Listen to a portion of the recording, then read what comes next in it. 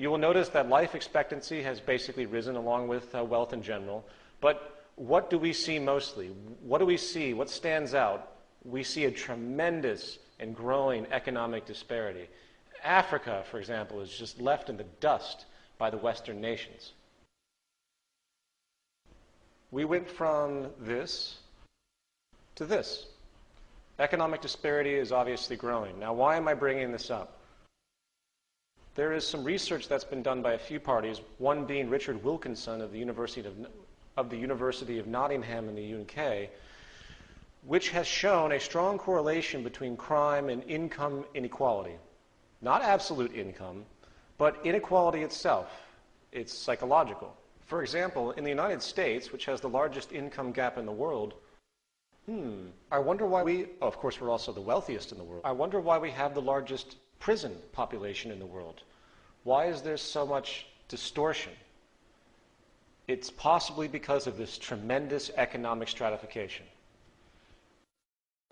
Here is a chart showing the growing disparity divided into the upper and lower classes. While the lower classes stay poor on average, the gap between them and the upper and middle classes continues to grow extensively.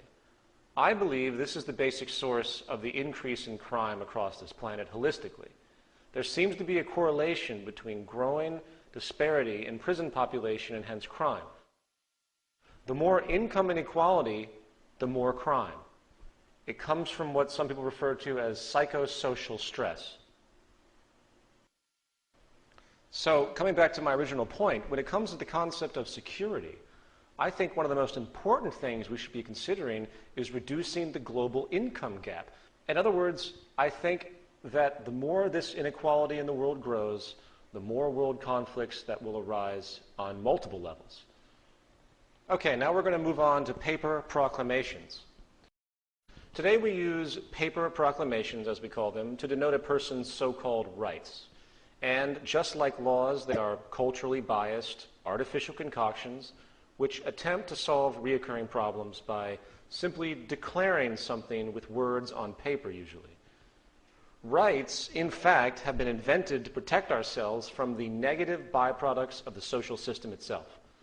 And once again, instead of seeking a true solution to a problem, we invent these patches by way of paper proclamations in an attempt to resolve them. This does not work. It has never worked. There is really no such thing as an unalienable right outside of the culture in which it is assumed. We are making this up.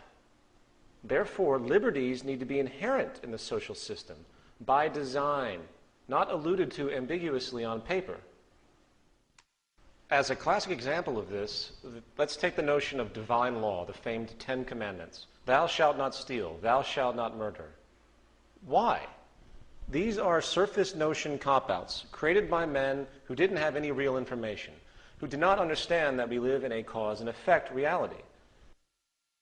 Telling people this does virtually nothing, as history has proven. Morality is an empty idea that has no empirical referent. An intelligent commandment would be something like, thou shalt continually reorient thyself and society to reduce reactionary propensities that lead to aberrated consequences such as stealing and murder. That would be a genuine statement.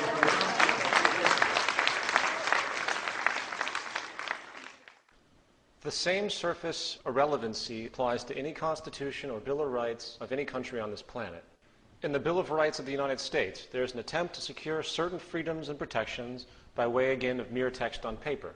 Now, while I understand the value of this document and the temporal brilliance of it in the context of the period of its creation, that does not excuse the fact that it is a product of social inefficiency and nothing more. In other words, declarations of laws and rights are actually an acknowledgement of failures of the social design. There are many people today in the so-called patriot and liberty movements. I know many people like this. I'm a fan of many people who are proponents of this, in part because I think there's a place for it. But this document is not the savior of America. Some people seem to believe that the United States had some magical position at one point or another, perhaps where we slaughtered all the Mexicans and Indians to steal the land, or the fact that when the Constitution was written, only white property-owning males, which is about 10% of the whole population of the nation, could actually vote. This is government by the people? Moving on, let me demonstrate what I'm talking about here. The Fourth Amendment details how people have protection from unreasonable searches and seizures. This statement is basically qualified by the termed notion of probable cause in the amendment. What is probable cause? The only way to figure this out is to find a legal working definition that is culturally accepted. A common definition of probable cause in this context is a reasonable belief that a person has committed a crime. Okay, so qualifier is now reasonable, right? Reasonable, okay. This is often defined as fair, not excessive or extreme. Well, okay, then I guess we have to move on to the word excessive. You see my point, I hope. It is meaningless semantically, therefore it cannot be trusted. None of them can. In other words, legal definitions are not empirical. All the amendments are subject to the whims of interpretation, which is why they are abused by the police, Homeland Security, and the IRS on a daily basis. Therefore, back to my original point, there is no such thing as rights, as the reference can be altered at will. The Fourth Amendment is an attempt to protect people from state power abuse. That is clear, but it avoids the real issue, and that is, why would the state have an interest to search and seize to begin with? How do you remove the mechanisms that generate such behavior? We need to focus on the real cause. Now, to be clear again, I'm not saying that laws, rights, and the like are not needed at this time. They certainly are. But we need to hone our focus to resolving the actual problem. And by the way, for all the nationalists out there, I am not attacking the U.S. Constitution once again. However, it is not the answer, and it's naive to think that this document really has that much relevance. Again, I am a fan of people like Ron Paul and Dennis Kucinich. I believe there's a place for the work that they do, but it's not the answer.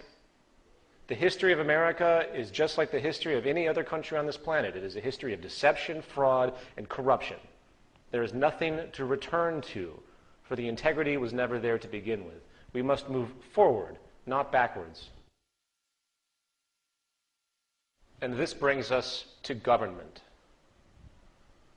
All governments in existence today, whether you recognize it or not, are institutional dictatorships. They are publicly sanctioned power monopolies.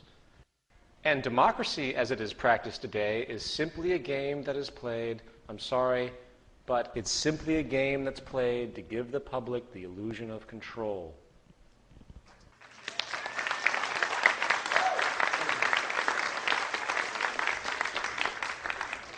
People think they have choice in our current system because they can press a button on a voting machine and put a pre-selected person into power. However, once that person is in power, the public then has virtually no say. Did you vote for the bank bailout? No.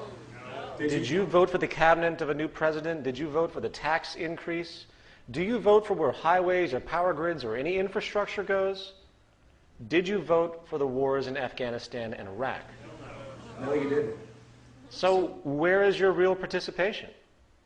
In part 3, we'll discuss how a true democracy actually would work, and it's not the election of people, it's the election of ideas. We have to understand that government as we know it today is not in place for the well-being of the public, but rather for the perpetuation of their establishment and their power, just like every other institution within a monetary system. Government is a monetary invention for the sake of economic and social control, and its methods are based on self-preservation first and foremost. All the government can really do is create laws to compensate for an inherent lack of integrity in the social order. It's also worth pointing out that most politicians, in fact, are lawyers. Most players in government come from the world of law. And in reality, they have absolutely no real education, therefore, or understanding about the true foundation of social operation. Can a lawyer come fix your home heating system? Can a lawyer go and organize a power grid for a particular area? No.